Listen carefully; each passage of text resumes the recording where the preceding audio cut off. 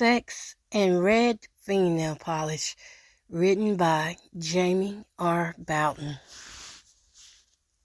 This story is written from a past point of view of a middle-aged biracial woman who decided to take the hard walk in life. Jade Latham looks back over her life and realizes that she is getting old and has not had a real life, and all she has to show for it are hotel receipts and empty bottles of red fingernail polish from prostitution. Having been a foster child since the age of 6 and battling her sex addiction and red fingernail polish, Jade sleeps with several hundred men over the course of 25 years. People come in our lives for a reason, and sometimes we don't realize why until after they are gone. Here's part 1. Some women strive to win a man's heart, but not me. I just want their money and sexual attention.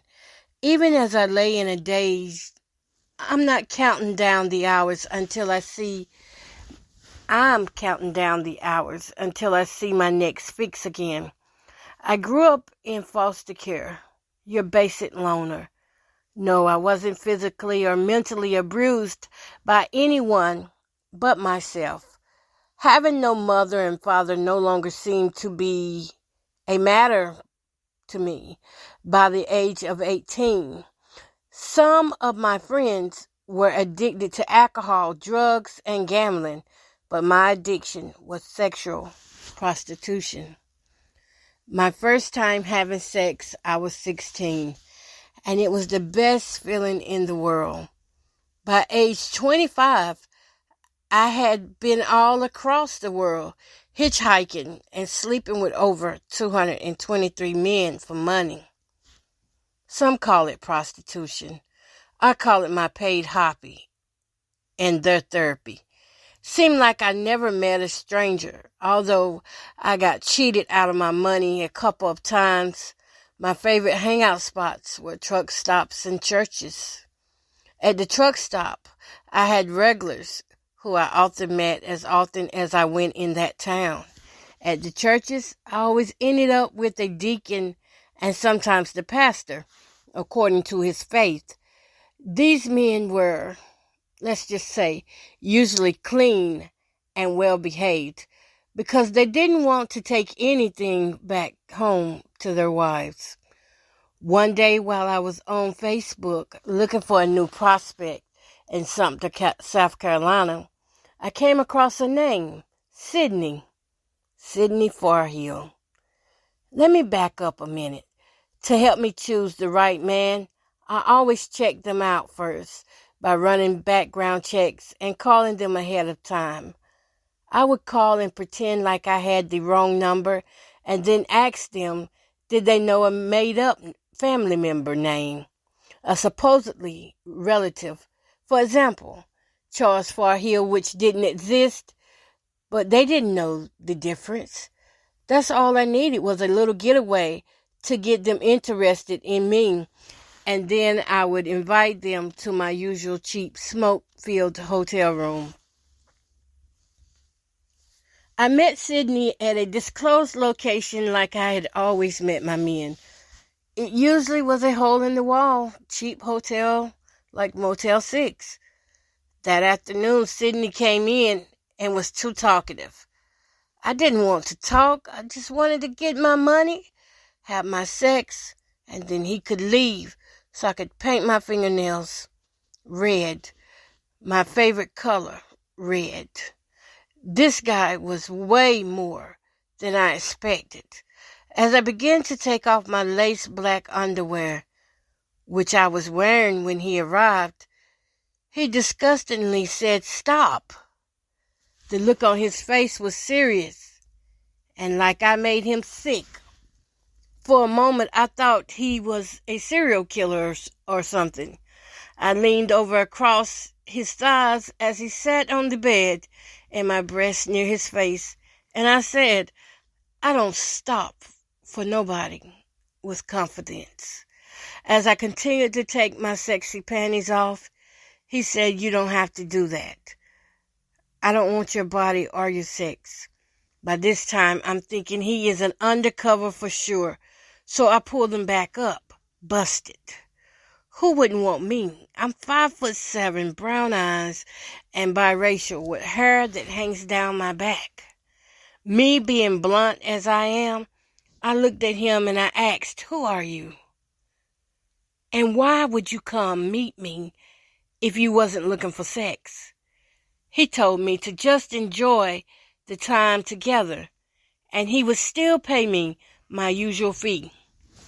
I wanted so badly to kick him with my 6-inch red heels straight in his thick salt and pepper beard, but I needed the funds to make it to my next destination. My usual fee was $100 per hour. He didn't look like he was that rich, but I could tell he was working with a little something. Maybe he was middle class. Sidney placed his hand in my hand and pulled me down next to him and asked, "Was I hungry?" Okay, another blunt moment. Yes, I'm hungry for sex, I thought in my head. However, Sidney was cute, and I began to feel some type of way, so I agreed to eat whatever he ordered. He ordered pizza and chicken wings for the both of us. While eating, I asked him, was he attracted to me? He told me no. Now, I'm really wanting answers, but we just continued general talk. Nothing worked with him. I tried so desperately to get him at least aroused by looking at my thighs and bumping up against his private every now and then with semi-thick booty. The night grew late, 11:30 p.m. to be exact. He got his black casual jacket, put on his rattlesnake skin church shoes, and handed me over $800. Now, I did feel kind of bad that I took his money and hadn't put the work in. While standing with one foot in the door and one foot outside, he said, "When can I see you again?" His voice was sincere and deep, like he was sleepy. For the first time, I, Jade, so loving Latham, didn't know if I wanted him back or not. After all, I didn't get my usual fix. I was addicted to sex, not the money, and certainly not talking. The money was a bonus so that it wouldn't be obvious that I just loved sex. But I told him to come back that Wednesday, which was the next day. He left with a smile on his face and no booty juice. I've been addicted to sex, you see, for over 20 years. And this was the first time that I didn't paint my fingernails red. It's something about after a great night of sex, I always had to paint my fingernails red. This was my way of erasing any wrongdoing. It's just like a crack addict who goes through stages before and after they smoke. I painted my fingernails red over 223 times in the past, going through at least 55 bottles of bright red fingernail polish. Sometimes giving myself triple coats according to how good I felt afterwards. If you have enjoyed reading this short story so far, stay tuned for the next blog, for the next blog. Thank you. Don't forget to like and share.